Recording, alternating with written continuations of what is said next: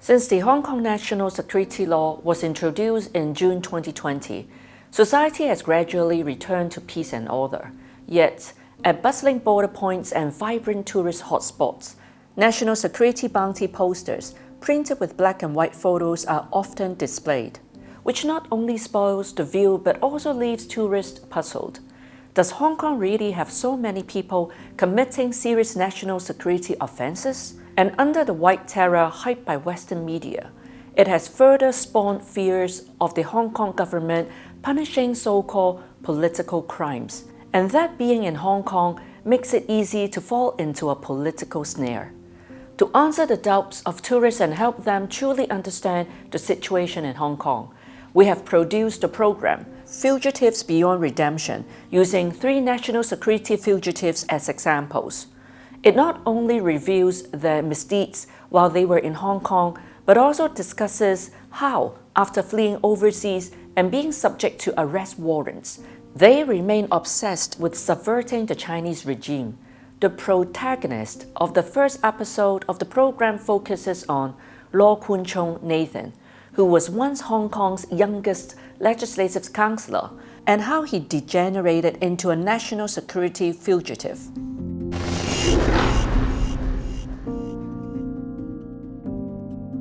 Nathan Law, who is 33 years old this year, rose to political fame during the unlawful Occupied Central in 2014.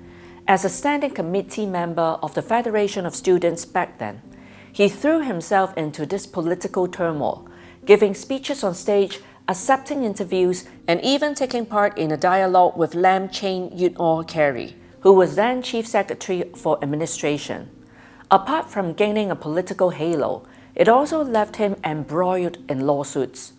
Although the case of storming the East Wing forecourt of the central government offices landed him in prison for a time, he eventually appealed to the Court of Final Appeal and secured a technical win, with the original community service order upheld, which fed his political arrogance. During the window of this legal dispute, Nathan Law, together with Wong Chi-fung Joshua, Chow Ting Agnes, and others, founded the political party Demosisto in 2016, with him serving as its chairman, packaging Hong Kong independence as democratic self-determination to enter the political arena. In the same year, he ran in the Legislative Council election and was elected as a member. However, his triumph lasted only 9 short months, as Nathan Law was disqualified as a lawmaker due to the oath-taking farce. No matter how he boasted of having the support of public opinion, the reality was that more and more people realized the so-called democratic self-determination harbored malicious intent, thereby causing division and conflict. In January 2017, Nathan Law was assaulted at the airport upon returning to Hong Kong from Taiwan, with an attacker stating clearly that it was to oppose Hong Kong independence. Knowing full well that it was against the law, Nathan Law still insisted on walking down the path of Hong Kong independence. In March 2019, he revealed that he would study in the United States, yet in June of the same year, the anti-extradition riots broke out.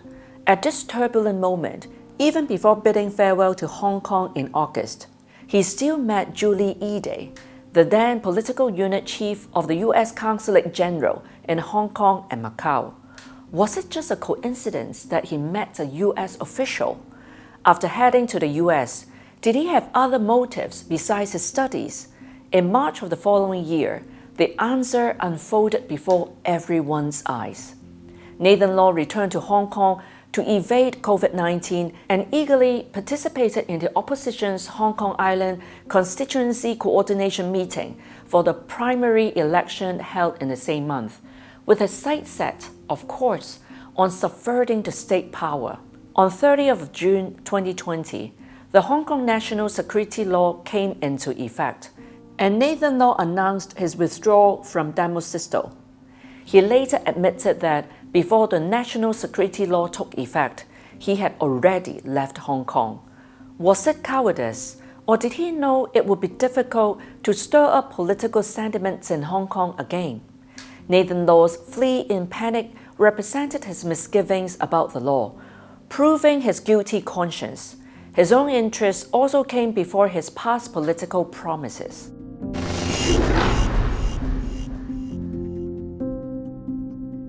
Eager to patch up his image as a lover of Hong Kong, after Nathan Law arrived in the UK, he took advantage of the residual heat of the riots to keep a high profile on the so-called international front. He did this mainly through two approaches to prolong his political life. The first was to maintain exposure and seize the moral high ground of public opinion. After fleeing to the UK, Nathan Law constantly accepted interviews with foreign media. Some media reported that since his abscondment, in a span of about over a year, he had accepted over 200 exclusive interviews. During this period, he also contributed articles calling on the West to resist Chinese authoritarianism. For instance, in April 2021, he appeared on a BBC program to comment on the illegal assembly case involving Next Digital founder Lai Chi-ying Jimmy and Democratic Party founding chairman Lee Choo-ming Martin. Ignoring the violent social atmosphere of the time, he tried to reduce the defendant's liability by describing it as a peaceful assembly. In addition, Nathan Law was also a frequent guest at Western hearings.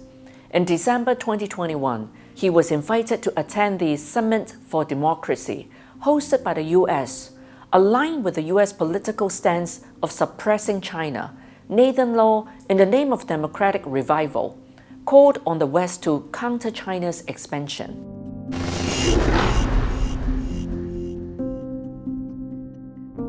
Secondly, Nathan Law connected with Western politicians to advocate for the containment of China. After arriving in the UK, he eagerly met with the then US Secretary of State Mike Pompeo in London as early as July 2020, talking about Hong Kong people waiting for the right moment to return to large-scale struggle, and pushing the international community to respond toughly to the CCP's authoritarian expansion.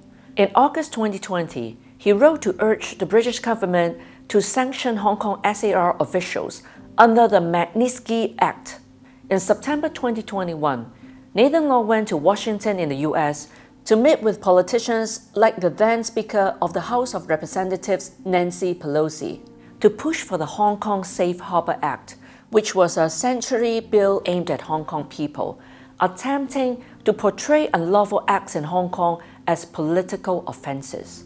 As Hong Kong returns to tranquility, with no more black-clad rioters blocking roads, setting fires and hurting people, Nathan Law continues to back Western political forces to continue stirring up political turmoil in Hong Kong.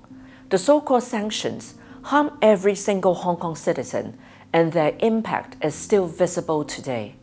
Is this really democracy or just personal political selfishness?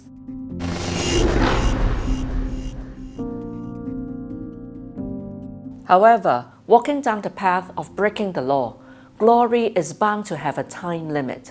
For Nathan Law, whether to himself, his family, or his comrades in arms, what he got was only failure and guilt.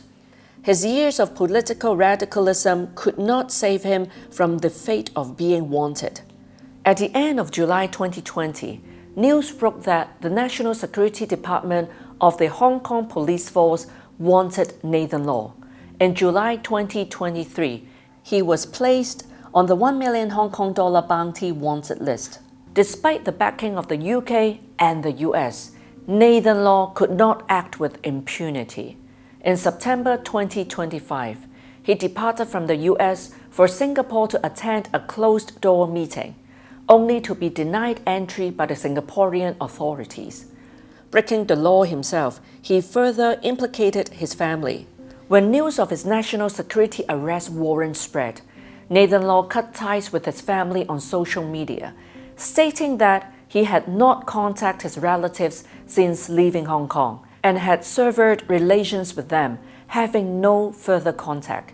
Yet under the procedures for investigating wanted fugitives, his family members were taken away for questioning.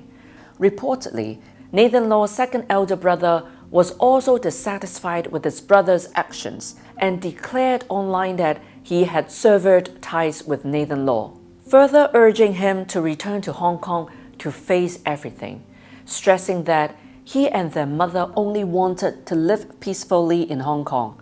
As for Nathan Law, in response to enquiries, he could only give weak replies of not clear and no comment.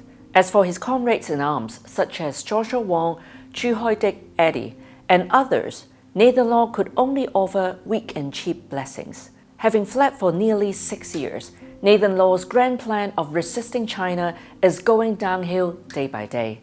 The so-called International Front, with US President Donald Trump getting out of hand, Hong Kong's political issues were sidelined by the international community.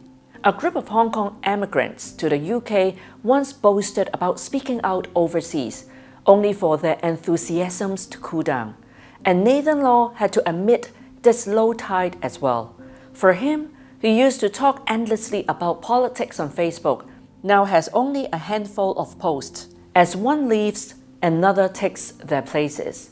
Nathan Law's low profile has paved the way for another national security fugitive in the UK, Zhang Hei-cheng Cowie, to rise. Seeing her being commended internationally, basked in political embrace, and even becoming a new darling of the media, it is not hard to see the shadow of the former Nathan Law in her. Yet beneath the political vanity, Nathan Law has lost his life, departed from his family, and under his extreme choices, he has lost everything. What is gained through breaking the law is never worth it. In the next episode, we will move on to Australia to see how another national security fugitive, Hui Chi-fung Ted, for his own political selfishness, instigated unlawful acts and ruined others' futures, while he himself lives peacefully overseas. See you in our next episode. Thank you for watching.